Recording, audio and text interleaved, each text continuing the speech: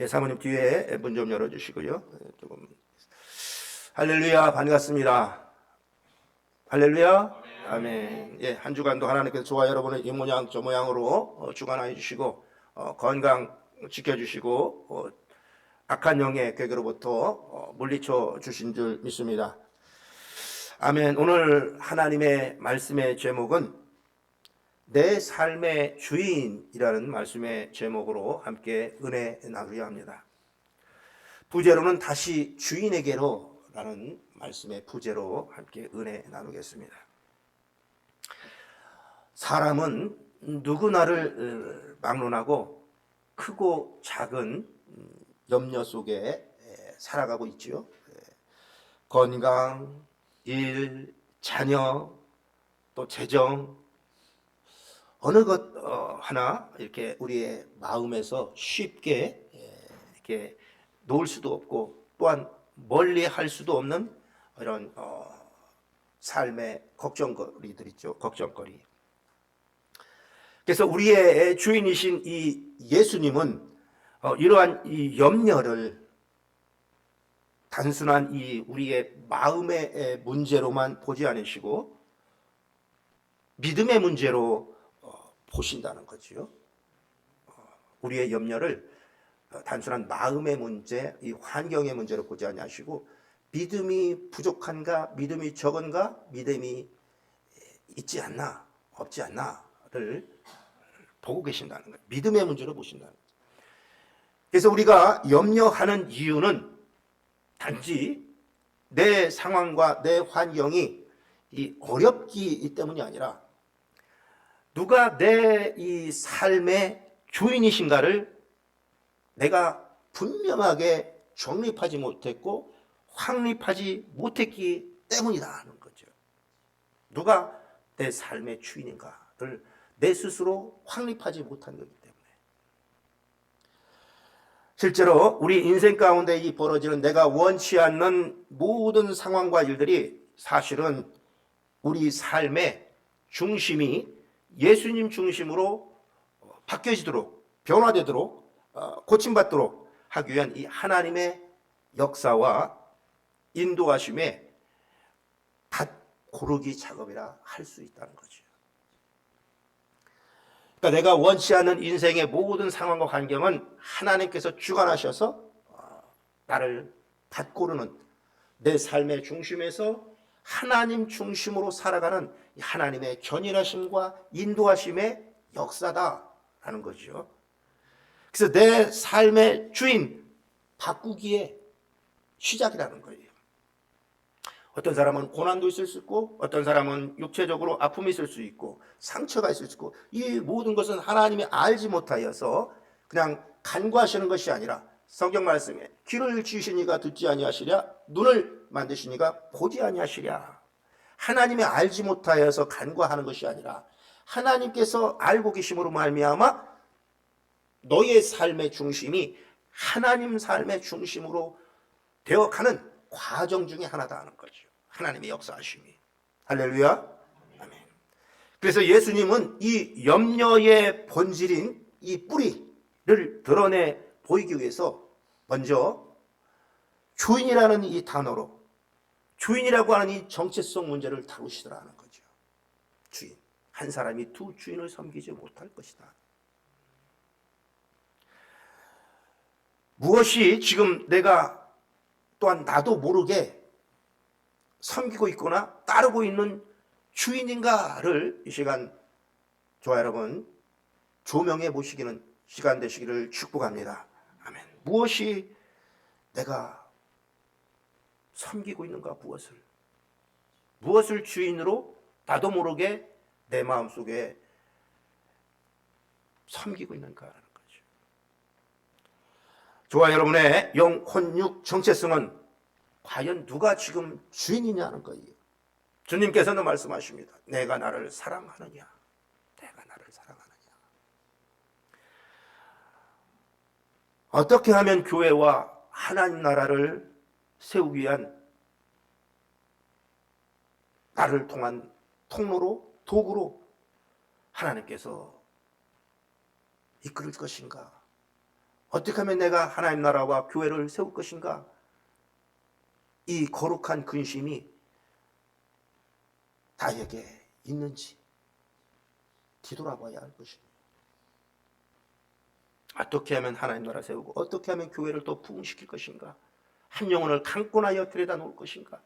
오늘도 나에게 주신 이 시간 속에 내가 예수 그리스도를 증거하며 복음을 증거하며 잃어버린 영혼을 하나님께서 보시는 영혼, 하나님께서 안타까이 여기시는 영혼을 나를 통하여 내 입술을 통하여 복음을 전하고 그를 강권하여 교회에 채울 것인가?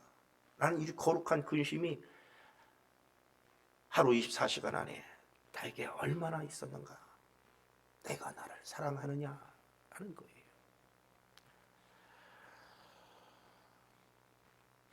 만일 하나님이 우리를 위하시면 누가 우리를 대적하리요?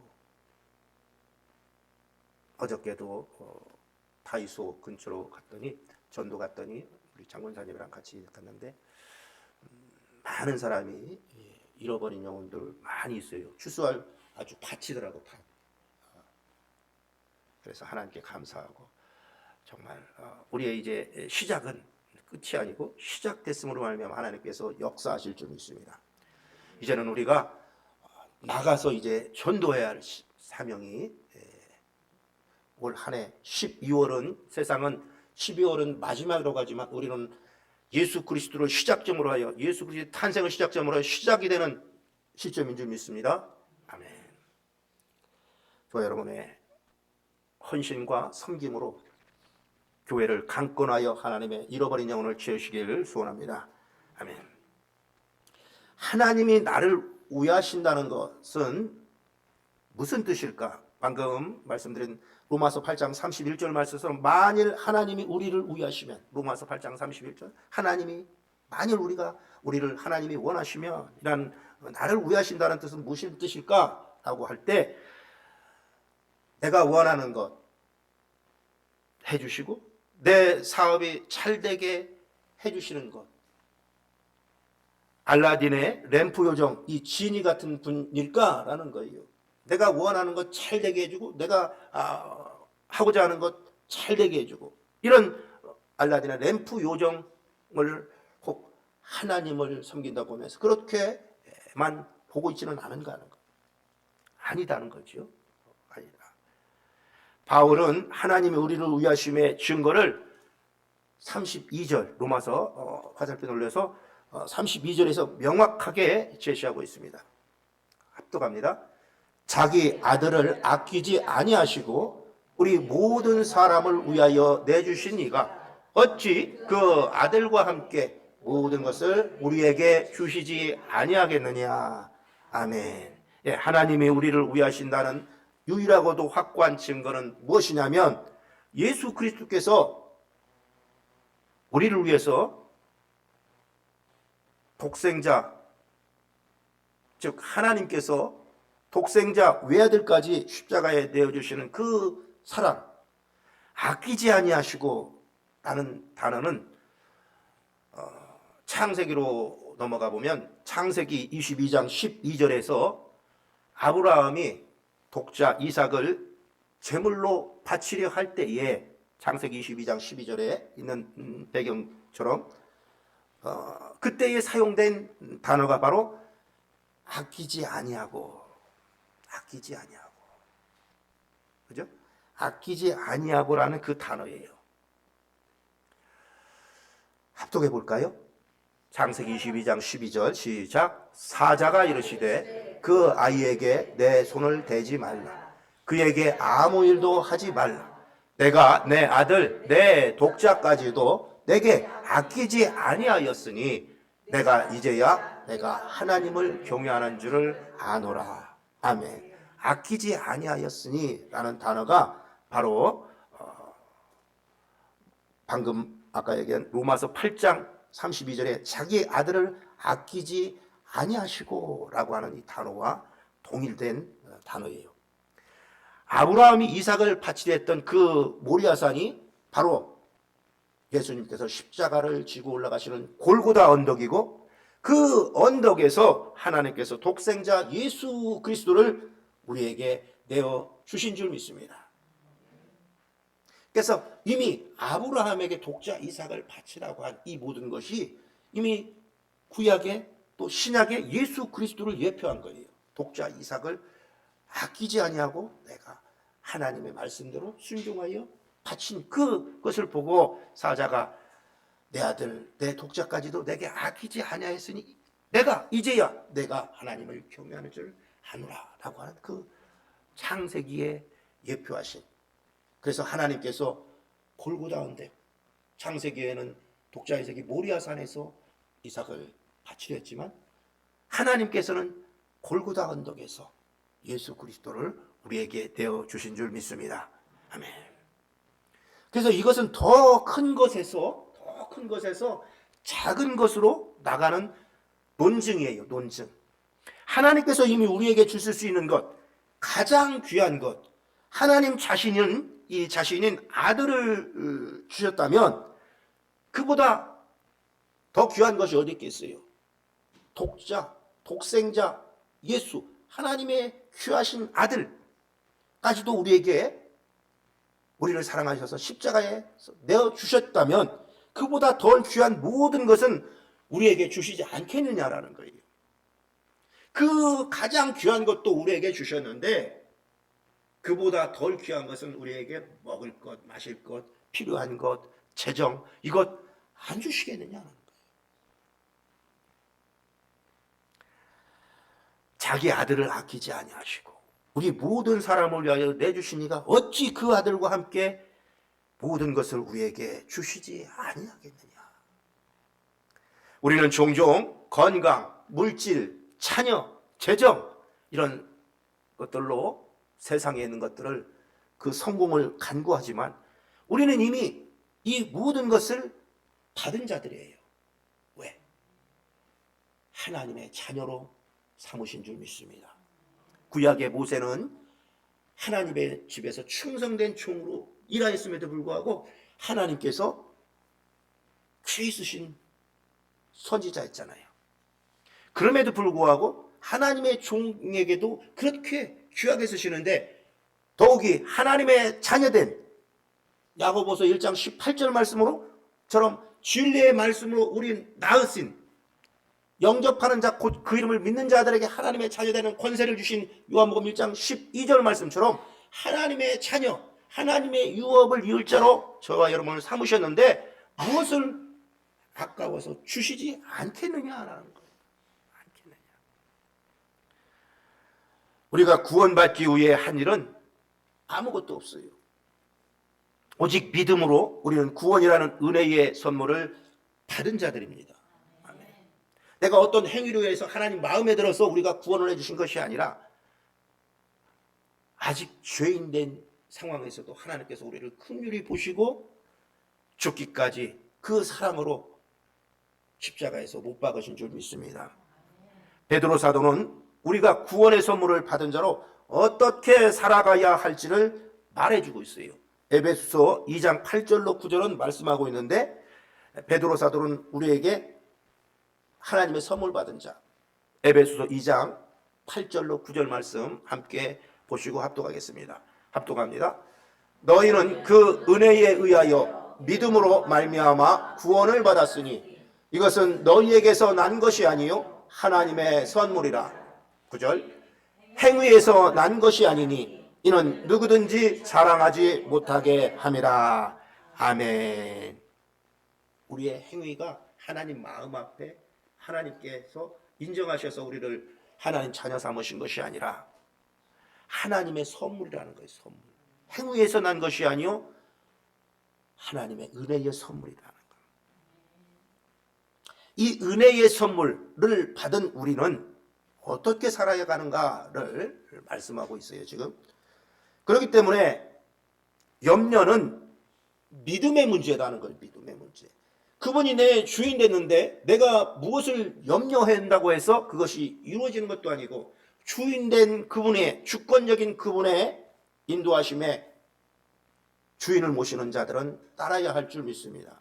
이것이 순종이에요. 이것이 내가 염려할 이유가 없는 거예요. 왜? 다 그분이 다 나를 위해서 내 안에서 주인 삼으신 그분이 행하시기 때문인 거지. 행하시기 때문에. 그러니까 염려한다는 것은 주인을 신뢰하지 못한다는 거예요. 그죠? 내 주인이 어떻게 할 것인가? 내가 염려한다고 해서 되는 것이 아니다. 내 삶의 주관자이신, 내 생명의 주관자이신 그분이 운행하시고 역사하심에 나는 따라가면 되는 거예요.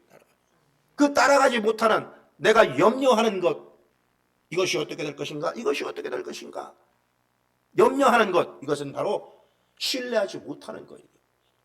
전지전능하신, 모든 것을 아시고 모든 것을 할 수 있는 단어, 전지전능자, 바로 창조주, 그분을 신뢰하지 못하고 있다는 반증이 바로 염려하는 것이다. 그래서 예수님은 이것을 염려라는 단어를 믿음의 문제로 말씀하시는 거예요. 믿음의 문제. 이 염려에 대해 우리가 바로 지금 이 시간 이해하려면 오늘 본문 마태복음 6장 24절의 전제에서부터 시작돼야 돼요. 마태복음 6장 오늘 본문 24절 말씀 함께 합독합니다. 한 사람이 두 주인을 섬기지 못할 것이니 혹 이를 미워하고 저를 사랑하거나 혹 이를 중히 여기고 저를 경히 여김이라. 너희가 하나님과 재물을 겸하여 섬기지 못하느니라. 아멘. 이어지는 25절은 그러므로 라는 접속사로 시작하고 있어요. 이것은 염려하지 말라는 명령이 하나님만을 주인으로 섬기는 사람들에게 주어진 말씀이라는 뜻이에요. 그러므로 두 주인을 섬길 수 없다. 그러므로 하나님께서 다 해주시지 않겠느냐. 목숨을 위하여 무엇을 먹을까? 무엇을 마실까? 몸을 위하여 무엇을 입을까? 염려하지 말라는 거예요. 너희의 생명이 의복보다 중요하지 아니하냐라는 거예요. 이것은 의복이나 먹을 거 이런 거 다 부재예요. 부재. 본질은 생명이라는 거예요. 생명을 주신 분이 그 생명을 유지하기 위해서 필요한 것들을 주시지 아니하겠느냐라는 거예요. 제일 중요한 것을 주신 분이 그 부차적으로 필요한 것들을 주시지 않겠느냐는 거예요. 주시지 않겠느냐. 그래서 하나님과 재물을 동시에 섬길 수 없다. 두 주인을 섬길 수 없다라고 말씀. 둘 중 하나만을 주인으로 섬기라는 거예요. 갈팡질팡하지 말고 다리 하나는 이쪽에 다리 하나는 이쪽에 하지 말고 갈팡질팡하지 말고 주인 오로지 하나님만을 섬기라는 거죠. 우리가 하나님을 주인으로 섬긴다면 주인이신 하나님이 우리의 목숨과 삶을 돌보실 것이기 때문에 염려하지 말라는 거예요. 염려하지 말라. 주인을 믿으라는 거예요. 신뢰하라는 거예요. 신뢰. 역대하 20장 20절 말씀은 이렇게 말씀합니다. 형통하게 해주신다는 거예요. 형통하게. 역대하 대하 2장 20장 20절 역대하 대하 함께 보실까요? 20장 20절 합독합니다. 이에 백성들이 아침에 일찍이 일어나서 드고와 들로 나가니라. 나갈 때에 여호사밧이 서서 이르되 유다와 예루살렘 주민들아 내 말을 들을지어다. 너희는 너희 하나님 여호와를 신뢰하라. 그리하면 견고히 서리라. 그의 선지자들을 신뢰하라. 그리하면 형통하리라 하고. 아멘. 하나님을 신뢰하면 견고히 서고 하나님의 말씀을 대하는 선지자들을 신뢰하면 형통케 하신다. 믿으시기 바랍니다. 아멘. 돈이 많아도 여러분 뺏길까? 돈이 많다고 해서 염려하지 않을까요? 빼앗길까 염려하고 사기당할까 염려하고 또한 적어도 염려하고 이 돈을 사랑하는 사람은 염려가 끊이지 않아요. 멈추지 않아요. 왜냐하면 오직 돈만을 바라보고 돈만을 신뢰하기 때문에 돈만을 바라보기 때문에 염려가 끊이지 않는다는 거예요. 우리가 염려하는 사람 중에 어떤 사람을 비유로 볼 수 있으냐면 담배 피우는 그냥 세상 언어로 꼴초라고 하지요. 이 그 피우는 사람이 어떻게 해요? 항상 주머니에 담배값이 있어야 된대. 담배값이. 담배가. 담배 돈이 아니라 한갑이 있어야 한다는 거예요. 그래야 마음이 진정된다는 거예요. 또한 완전 더 중독된 이 꼴초는 한갑 외에, 이 한갑 외에 또 한 갑이 있어야 된다네. 두 갑은 가지고 다니는 두 갑은. 그 두 갑이 있어야 무슨 일을 해도 안심된다는 거예요. 이게 주인으로 섬기니까 하는 거예요. 담배만 보니까 그것이 있어야 다른 일을 할 수 있고 다른 것이 평안한 거예요. 안심이 되는 거예요. 오직 담배만 바라보고 그것을 신뢰하기 때문에 그런 거예요. 그렇듯이 염려는 신약 성경에 쓰여진 헬라어로 직역해 보면 메림나오라는 단어인데 그 뜻은 분열하다, 나누다라는 뜻을 가지고 있어요. 마음 한쪽에는 하나님이 계시고 또 어떻게 해요? 다른 한쪽에는 돈이 있는 상태, 물질이 있는 상태, 그러니까 두 주인이 있는 상태.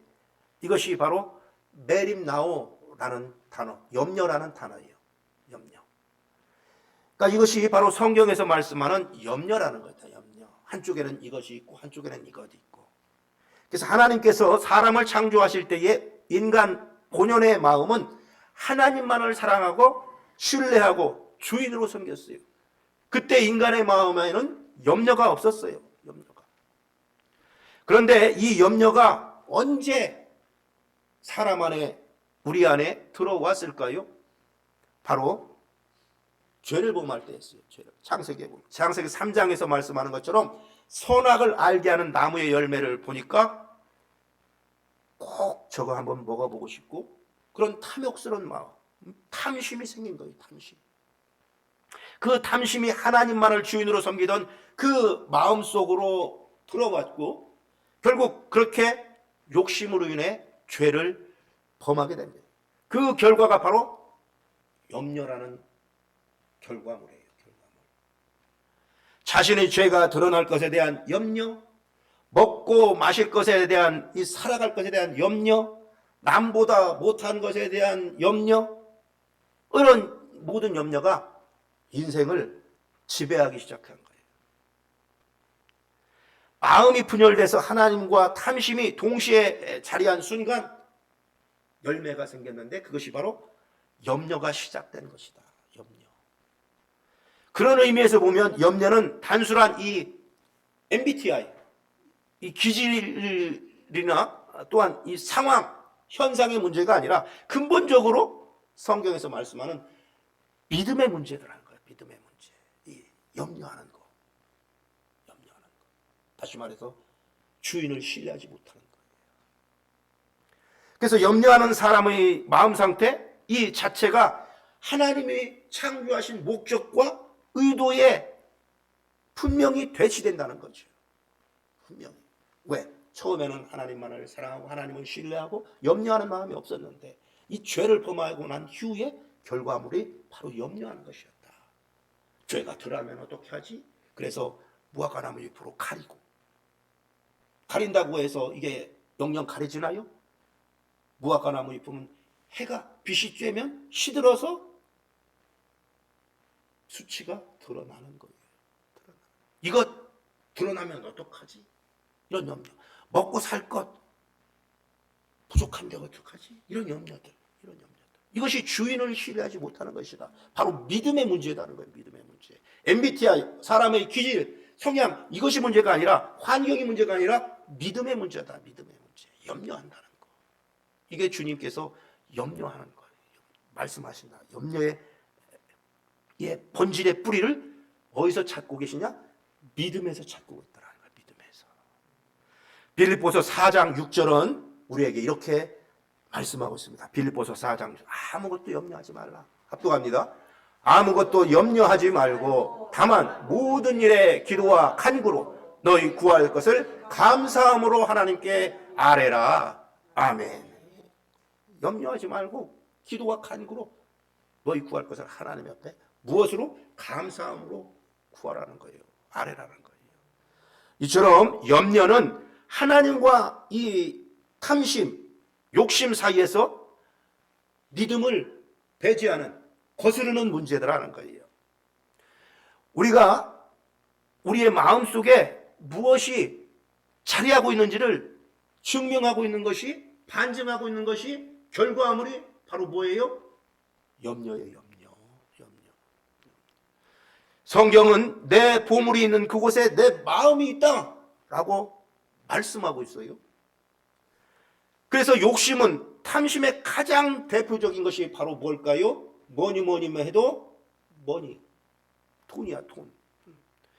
물론 돈 자체가 나쁜 것이 아니에요. 사도 바울은 성경 디모데전서 6장 10절에서 무엇으로 말하고 해요? 돈을 사랑함이 일만하게 뿌리라, 라고 했지. 돈을 사랑함이 일만하게 악의 뿌리라고 했지. 돈 자체를 어떻게 해요? 악하다고 말하지 않았어요. 그러니까 돈 자체가 악한 것은 아니에요. 돈 자체가 나쁜 것은 아니에요. 다만 돈은 우리가 사용해야 할 대상이지 돈을 사랑함의 대상은 아니라는 거예요. 그것을 사용해야 할 대상이에요, 돈은. 근데 그것을 많은 사람들이 어떻게 해요? 소중히 여기단 나머지 사랑해요. 돈을 사랑해요. 이것이 돈을 사랑함이 일만하게 뿌리라 라고 사도 바울이 말하고 있는 거예요. 오늘날 세상은 이 뭐니 해도 이 돈이 없으면 살아갈 수 없기 때문에 사람들은 돈을 매우 소중히 여겨요. 그래서 아무리 부자라고 해도 돈을 함부로 낭비하지 않습니다. 돈은 마음이 가는 곳에 쓰게 돼 있어요. 내 보물이 있는 그곳에 내 마음이 있대요. 그래서 내가 무언가에 돈을 많이 지출하고 있고 거기에 투자하고 쓰고 있다면 그만큼 그곳에 또한 그것에 내 마음이 있다는 증거죠. 내 보물이 있는 곳에 내 마음이 있다. 그래서 마음이 가지 아니하면 사람은 자신의 돈을 절대 내어주지 않고 쓰지 않아요. 그래서 예수님이 마태복음 6장 21절에 방금 말한 마태복음 6장 21절에 내 보물이 있는 그곳에 내 마음도 있느니라 라고 하는 거예요. 그러니까 마음이 없으면 내가 그것을 보는 가치관이 소중하지 아니하면 거기에 돈을 절대로 투자하지 않는다는 거예요. 그것이 좋기 때문에, 그것이 나에게 필요하기 때문에 돈을 사용해서 쓰는 거지. 그것이 바로 뭐예요? 마음이에요. 마음. 저것이 나에게 꼭 필요하지? 돈을 지출하는 거죠. 그러니까 내 보물이 있는 곳에, 그곳에는 내 마음도 있는 거예요. 근데 마음 들지 않는 것, 돈을 지출하지 않는다는 거죠. 그 얘기를 하고 있는 거예요.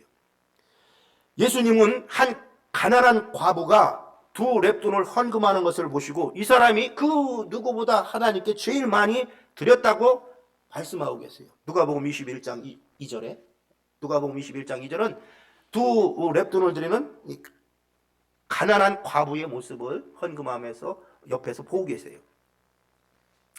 누가복음 21장 2절. 왜 예수님은 이 헌금함 옆에서 사람들이 헌금하는 이 모습을 지켜보셨을까요? 그것은 헌금을 통해서 그 사람의 신앙을 가늠해 보시는 거예요. 예수님은 헌금의 많고 적음을 보신 것이 아니라 그 사람의 형편에서 얼마만큼을 드리고 있는지를 보고 계신 거죠. 그 사람의 형편에서. 부자의 헌금에 비하면 과부의 2렙돈은 너무나 작지만 그것은 과부의 뭐였어요? 전 재산이었어요. 재산. 성경 사복음서를 보면 예수님은 우리가 생각하는 것보다 돈과 이 재물에 관한 말씀을 많이 하고 계세요. 그만큼 사람의 마음이 돈에 매여 있다는 것을 반증하기 때문에 예수님께서도 그것을 아시고 돈과 재물에 대해서 그에 관한 말씀을 많이 하시죠. 누가복음 12장에서도 보면 어리석은 부자의 비유를 통해서 우리에게 돈과 재물에 대한 것을 깨달음을 주셔요. 그 부자는 우리가 잘 알듯이 누가복음 12장에 보면 밭의 소출이 전보다 더 풍성해져서 곡식을 저장할 창고가 부족해요. 그 어리석은 부자는 고민 끝에 지금 있는 곡간을 헐고 더 큰 곡간을 지어서 곡식을 쌓아두려고 하지요. 누가복음 12장 18절 볼까요? 누가복음 12장 18절은 더 큰 곡간을 지으려고 해요. 합독해봐요. 또 이르되 내가 이렇게 하리라. 내 곡간을 헐고 더 크게 짓고 내 모든 곡식과 물건을 거기 쌓아두리라. 아멘. 예수님께서 그런 어리석은 부자를 보고 누가복음 12장 20절로 21절에 예수님은 말씀하고 계세요. 12장 20절로 22절 또 갑니다. 하나님은 이르시되 어리석은 자여 오늘 밤에 내 영혼을 도로 찾으리니 그러면 내 준비한 것이 누구의 것이 되겠느냐 하셨으니 21절 자기를 위하여 재물을 쌓아두고 하나님께 대하여 부요하지 못한 자가 이와 같으니라. 아멘. 예수님은 왜 부자에게 어리석다고 하셨을까요? 그가 창고를 더 크게 지으려고 한 것 때문일까요? 아니요. 아니지요. 그는 먼저 이 풍성한 소출을 자신의 것이라고 자신의 소유로 착각하는 거예요. 그래서 많이 모아 두었으니 이제는 안전하다고 생각하고 믿은 거죠. 뿐만 아니라 자신의 생명까지도 자신의 것으로 여기더라 하는 거예요. 하나님의 생명의 주권자이신 하나님을 망각한 거죠. 그래서 하나님이 그 영혼을 거두어 가시면 아무것도 아닌 이 죄물 또 자신의 생명에 대해서 망각하기 때문에 보여지는 것 물건이 적어서 소출은 많은데 물건이 적어서 이 저장할 창고가 없으니 더 헐고서 더 크게 짓고 이렇게 하리라. 그런 것에 대해야만 지독히도 집착하는 거예요.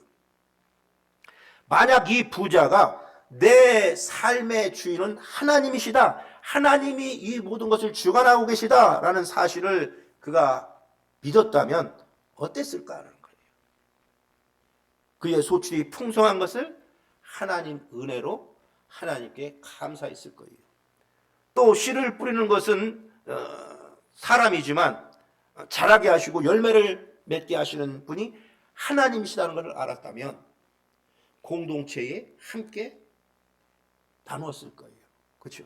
자기 것은 충분하니까 이것을 더 큰 창고를 지으려고 욕심부리는 게 아니라 공동체와 함께 했던 사람들, 함께 일했던 사람들과 함께 n분의 1이라도 조금씩 해서 같이 하나님의 은혜를 알면 하나님의 주권자임을 알았다면 그렇게 했을 거예요.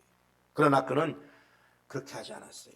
자신의 생명과 이 소출의 모든 것이 자신의 노력으로 한 것을 착각하기 때문에 주님께서 오늘 이 밤에 내 생명을 취하면 이것이 누구 것이 되겠냐? 아무것도 아니라는 거예요.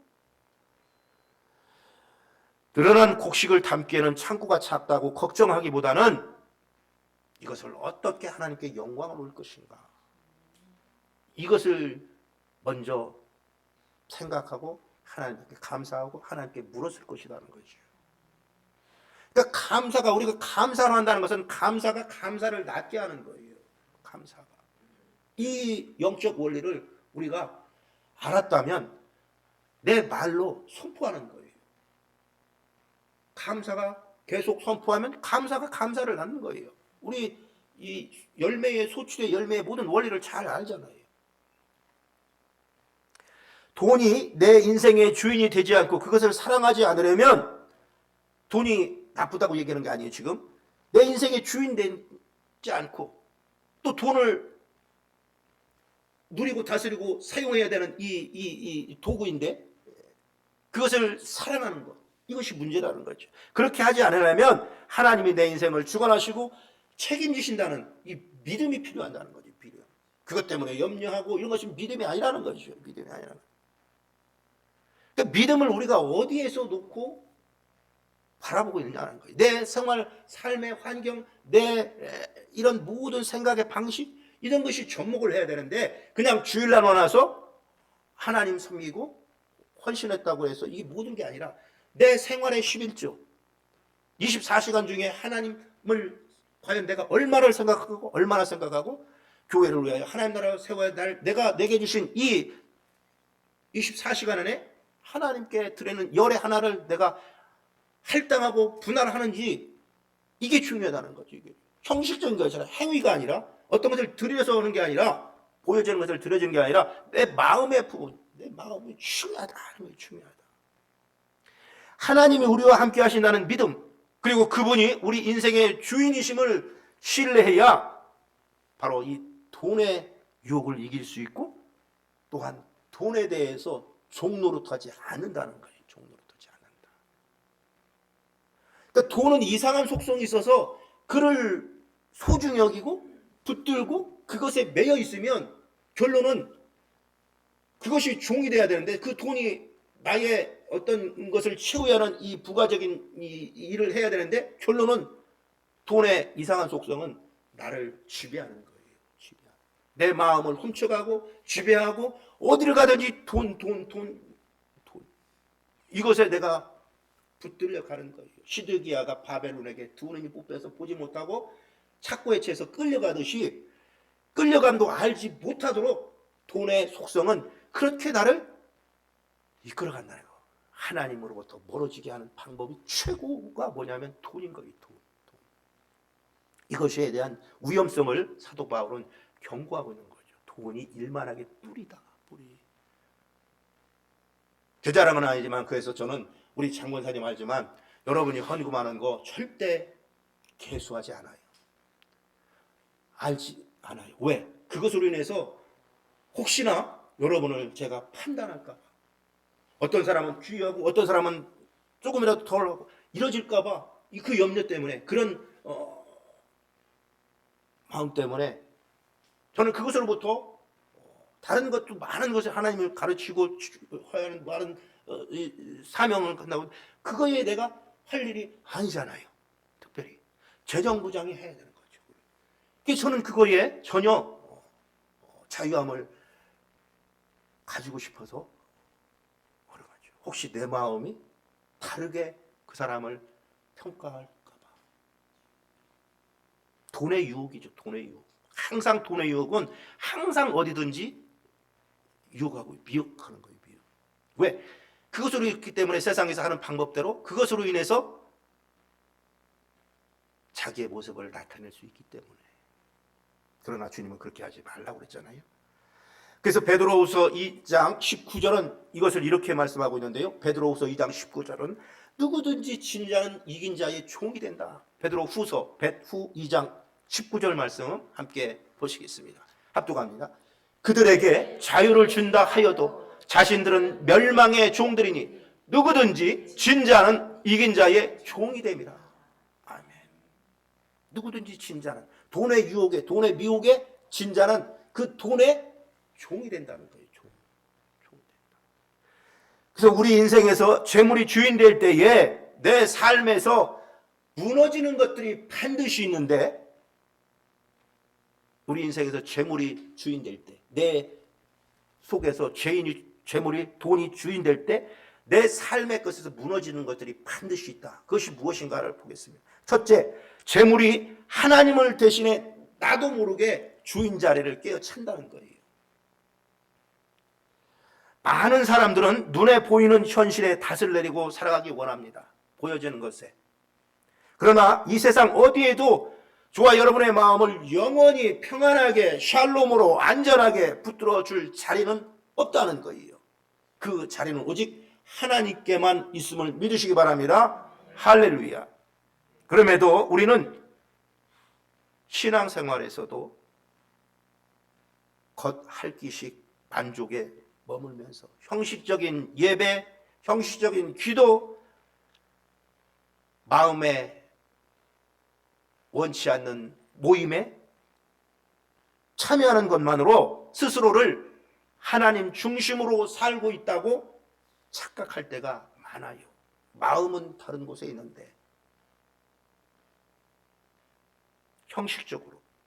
하지만 하나님의 중심, 하나님 중심의 삶이라는 것은 하나님을 내 삶의 변두리에 두는 것이 아니에요. 반 변두리에 두는 것이 아니라 하나님 중심이라는 것은 어떻게 해요? 가장 내 삶의 내 내면의 가장 중심에, 가장 첫 번째 자리에 두는 것이 하나님 중심의 삶인 거예요. 내 가장 중심에. 변두리에 두는 게 아니란 말이에요. 하나님을 변두리에 두는 것이 아니라 가장 중심에 있으면 가장 소중한 거고 가장 첫 번째 자리인 거예요. 가장 첫 번째.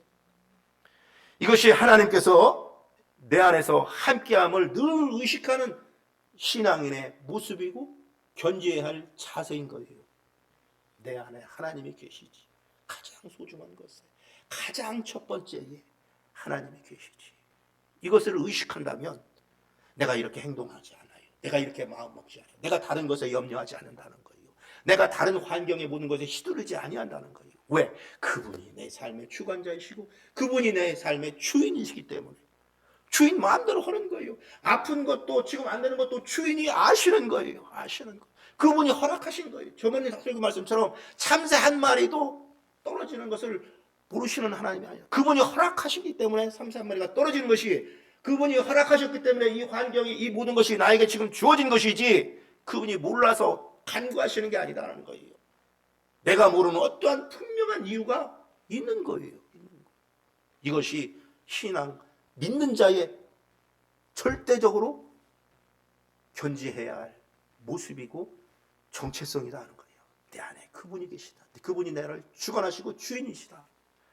말로만 로드, 나의 주 되신 주여가 아니라 정말로 내 삶의 믿음에서 가장 첫 번째로 가장 중심에 가장 귀한 것에 그분을 모시는 것. 이것을 하나님께서 귀하게 보실 줄 믿습니다. 이것이 과거의 두 랩돈이에요. 두 랩돈. 전 재산을 드리는 거예요. 물질을 얘기하는 게 아니에요. 마음이에요. 마음. 그래서 재물이 내 주인에게 삶 때 무너지는 것은 하나님이 변두리에 있는 거예요. 변두리에. 그 자리를 재물이 차지하는 순간, 가장 중심에 가장 첫 번째 자리에 재물이 차지하는 순간 하나님은 자연스럽게 변두리에 뒷전으로 밀려나는 거예요. 내 마음에서. 그래서 성경은 재물에 소망을 두지 말고 하나님께 소망을 두라라고 경고하고 있다는 거예요. 경고하고 있다. 디모데전서 딤전 6장 17절은 이 상황을 이렇게 우리에게 말씀하고 있습니다. 디모데전서 6장 17절 말씀 함께 보시고 합독하겠습니다.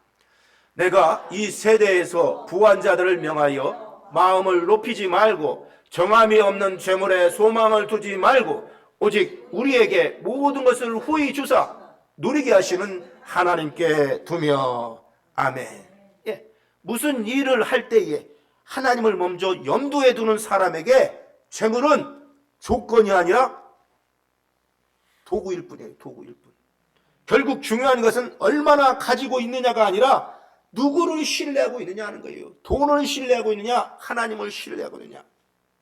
내가 이만한 돈으로는 이거 절대 못해요, 이만한 돈으로는 성전 건축 절대 못해요 하는 사람들, 돈을 보고 있는 거예요. 돈을. 하나님을 바라봐야 되는데 돈을 보고 있기 때문에 하지 못해요. 계산기 두드리는 거예요. 계산기. 하나님의 일은 하나님이 하시는 줄 믿으시기 바랍니다. 아멘. 사람의 돈은 사람이 이 땅에서 그냥 사용해야 할 수단이지 하나님의 일은 돈이 우선이 아니에요. 돈으로 되는 게 아니라는 거예요. 재물을 바라보는 시선이 하나님을 가리우면 재물은 우상이 되는 거예요. 우상. 우리는 또한 그의 종이 되는 거예요. 재물을 바라보는 순간 재물이 우리 안에 주인이 되면 종이 된다는 거예요. 그러나 하나님을 먼저 바라보는 믿는 사람들에게는 이런 재물이 장애물이 되지 않는다는 거예요. 재물은, 탐욕은 채워도 채워지지 않아요. 여러분, 이 재물은 좋은 도구는 될 수 있지만 한순간에 하나님을 잊게 만드는 가장 위험한 유혹이 벼랑 끝같이 도사리고 있다는 거예요. 이게 재물의 유혹이에요. 그래서 그 재물이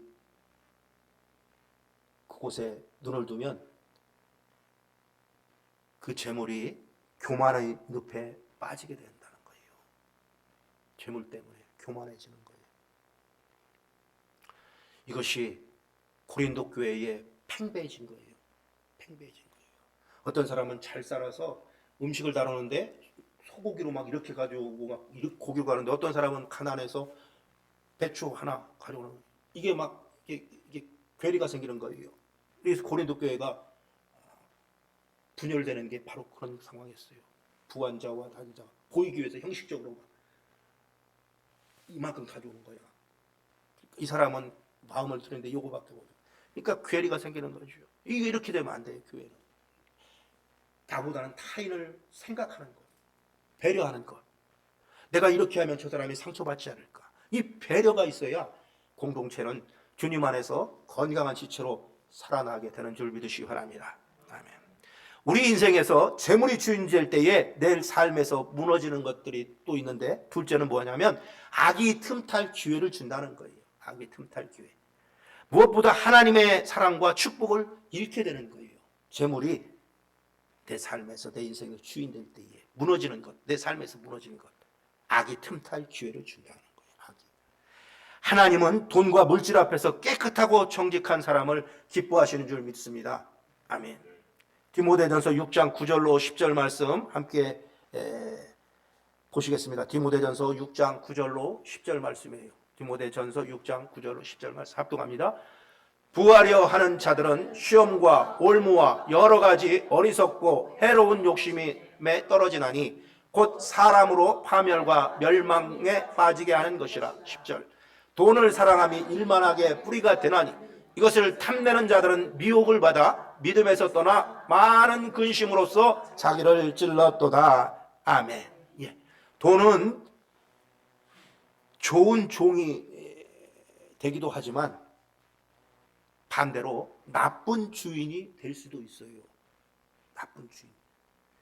내 심령 안에서 돈이 말하기 시작하면 내 안에 양심의 진리가 침묵해요. 내 속에서 돈이 자꾸 커져 보이고 사랑스럽고 돈이 말하기 시작하면 내 속에 있는 진리는 침묵한다는 거지. 많은 사람들이 그렇잖아요. 양심을 파는 사람들, 그 속에 뭐가 있냐? 돈이 있어요. 돈이. 이게 돈이 많으면 사람을 무시하게 되는 거예요. 그러니까 양심의 소리를 듣지 않는 거예요.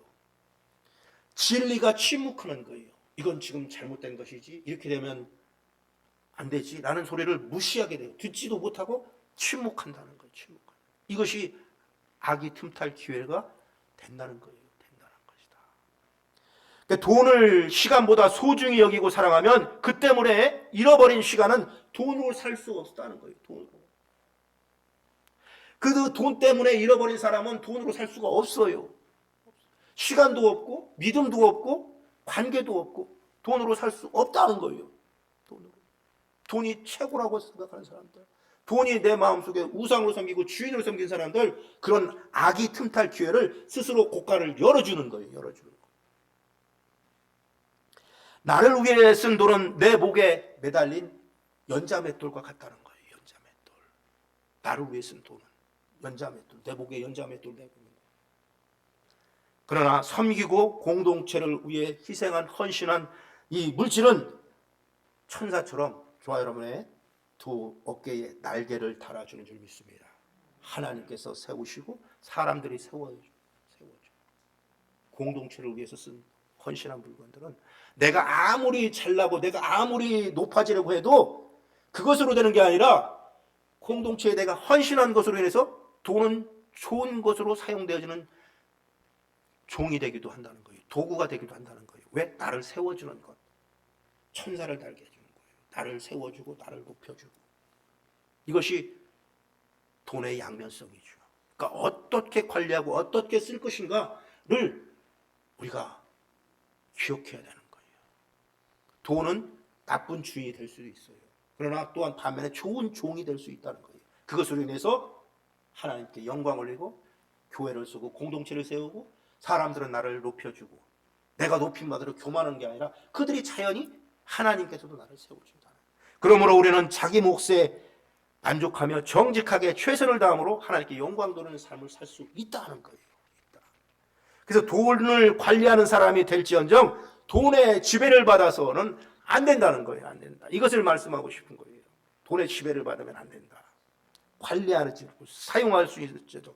그래서 물질은 살아가는데 반드시 필요하기 때문에 하나님은 모든 인간이 생존할 수 있을 만큼 충분한 물질을 허락하신다는 거예요. 허락하신다. 무엇을 먹을까 무엇을 마실까 염려하지 말라. 너가 살아가는 동안 만족할 수 있게끔 하나님께서 부어주신다는 거예요.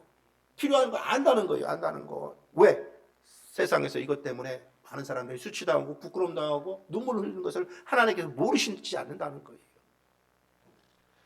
그래서 아까 말씀드린 대로 재물은 이 속성이 있어. 속성이 있는데 부유함이 축복이보다는 오히려 그렇지 않은 경우가 재물 때문에 더 많더라는 거예요.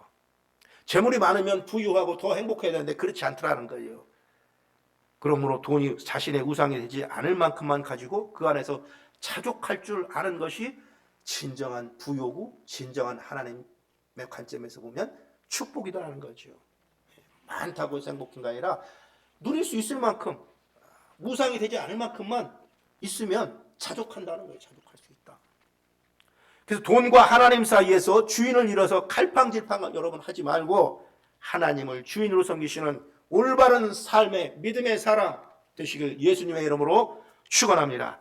기도합니다. 아버지 하나님 감사합니다. 오늘 말씀의 제목처럼 내 삶의 주인을 바꾸고 내 삶의 주인은 하나님이시고 절대 주권자이신 그분이 내 안에서 함께 동행하신 분을 믿어 의심치 않을 수 있도록 성령께서 도우시고 강권하시고 인도하여 주옵소서. 감사하고 예수님의 이름으로 기도하였습니다. 아멘.